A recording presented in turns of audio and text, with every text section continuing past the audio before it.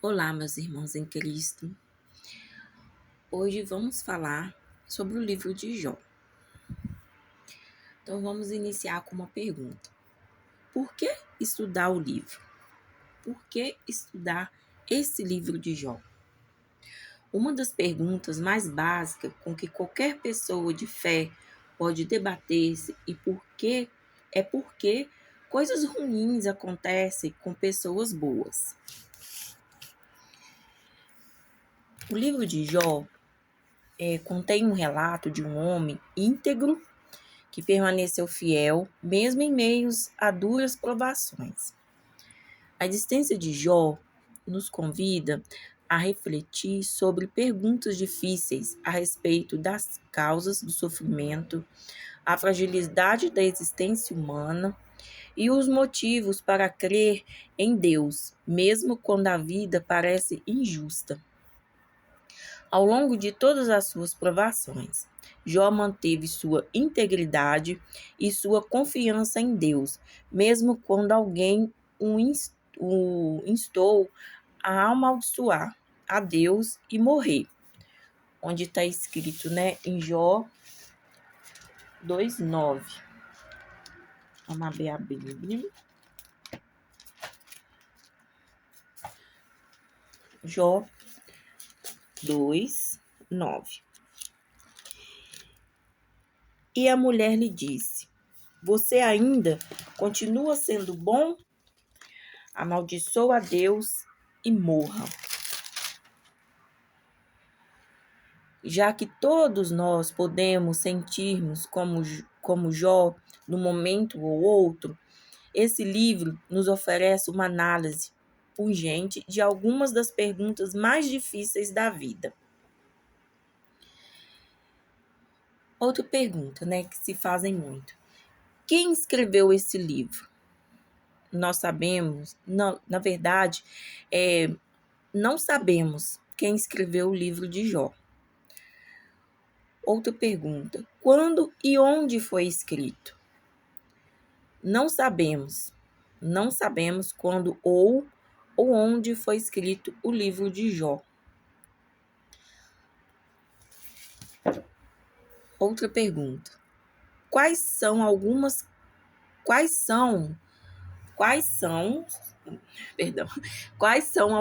características marcantes desse livro? Quais são as características marcantes desse livro? Então vamos lá. O livro de Jó foi escrito quase inteiramente em linguagem poética, com um prólogo e um epílogo em prosa, e costuma ser classificado como literatura de sabedoria. Uma das qualidades mais singulares do livro é que ele faz duas perguntas difíceis.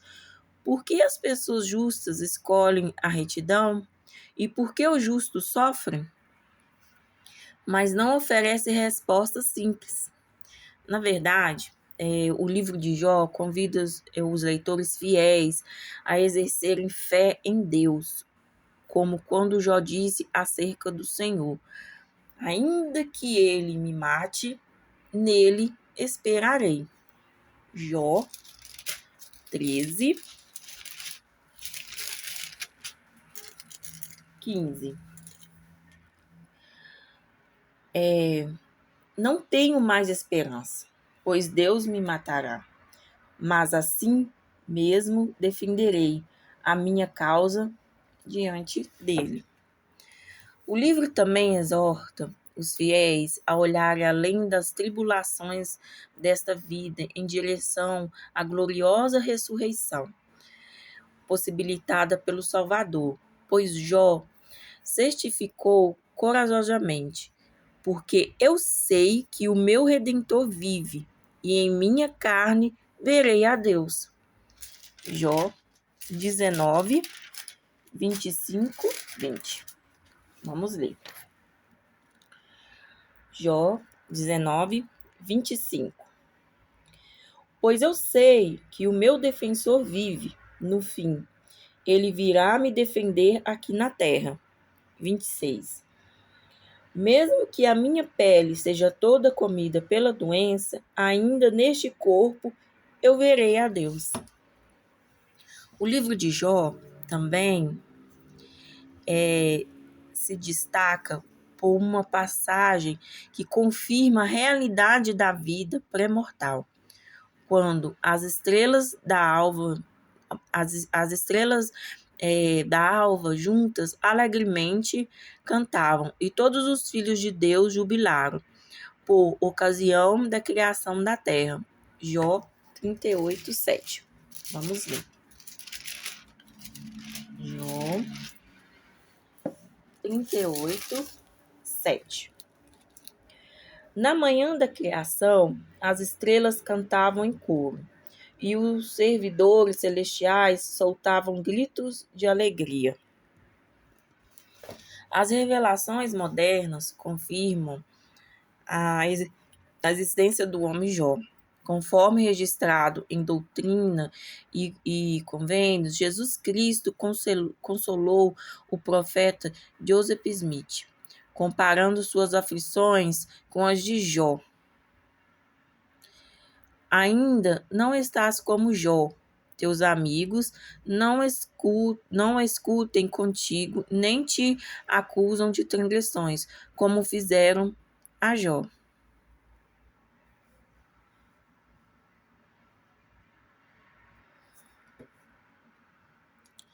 Então, vamos ao resumo.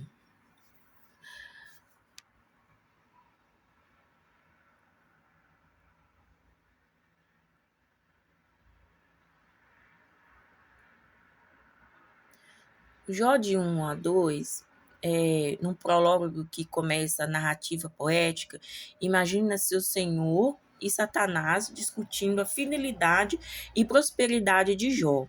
Satanás insinua que Jó só é íntegro por ser um homem abençoado. O Senhor dá permissão a Satanás para afligir Jó, mas não para matá-lo. Jó persevera e permanece fiel em meio à perda de sua riqueza pessoal, seus filhos e, por fim, sua própria saúde. Jó 3:37. Jó lamenta as suas aflições e se pergunta se teria sido melhor nunca ter nascido.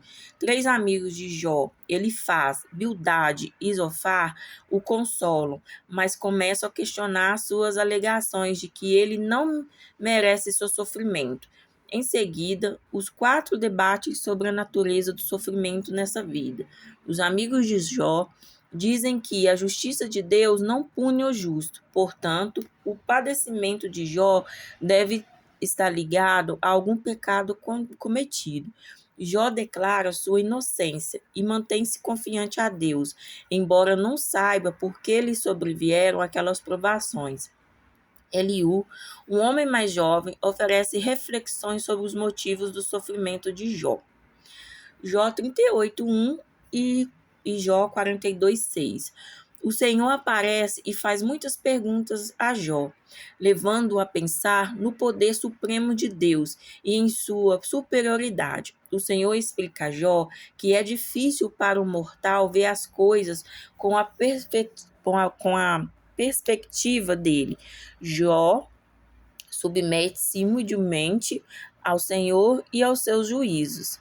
Em Jó 42:7-16, em um breve epílogo, o Senhor abençoa Jó por sua retidão, dando-lhe o dobro das posses que perdeu, permitindo que ele tenha novamente o mesmo número de filhos que teve antes e restaurado sua antiga posição social. Jó vive uma vida longa e plena. O livro de Jó é uma profunda obra poética do Antigo Testamento que explora o sofrimento do justo. Ele narra a história de Jó, um homem íntegro e próspero que perde tudo, bens, família e saúde, após uma permissão divina, testando a sua fé. O que aprendemos com o livro de Jó? Há lições, né? A soberania de Deus. Deus está no controle e tem planos que ultrapassam nossa compreensão humana. Aprendemos também como lição o propósito na dor. O livro ensina que o sofrimento não é necessariamente um castigo por um pecado. A dor é tratada como um teste de resiliência e amadurecimento espiritual. E outra lição também é a integridade, né? O Jó é um modelo de como manter a fé e a confiança mesmo diante das piores adversidades e da incompreensão de quem está ao redor.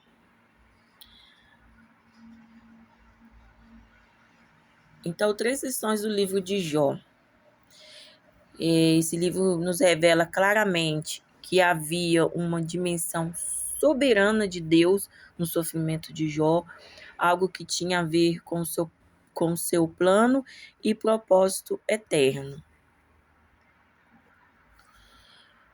Ou seja, né, o livro de Jó, ele nos ensina a manter a nossa fé, né, mostrar, né, que o sofrimento pode acontecer mesmo aos bons. E acima de tudo, né, assim, a gente ter a integridade, ser fiel a Deus, mesmo em meio aos sofrimentos e a dolorosas, né, aprovações, porque somente Deus, o Senhor, né, o Criador do céu e terra, Pai Todo-Poderoso, sabe do hoje, sabe do amanhã, né, sabe que do ontem. Então, assim, só Ele realmente tem o melhor propósito e o melhor para nossas vidas. Então, que essas lições, né, de soberania de Deus, o propósito na dor e a integridade, seja que tenhamos, né, também com Deus, assim como Jó fez, né, e ter que nós sejamos fiéis, né, e agradecidos a Deus em meio a provações, que só Ele sabe o melhor e que nós possamos amadurecer espiritualmente com cada provações e pedindo a Deus a todo momento para estar diante, à frente, né, estar nos fortalecendo, que só Ele sabe o melhor para a gente. Até mais. Obrigada.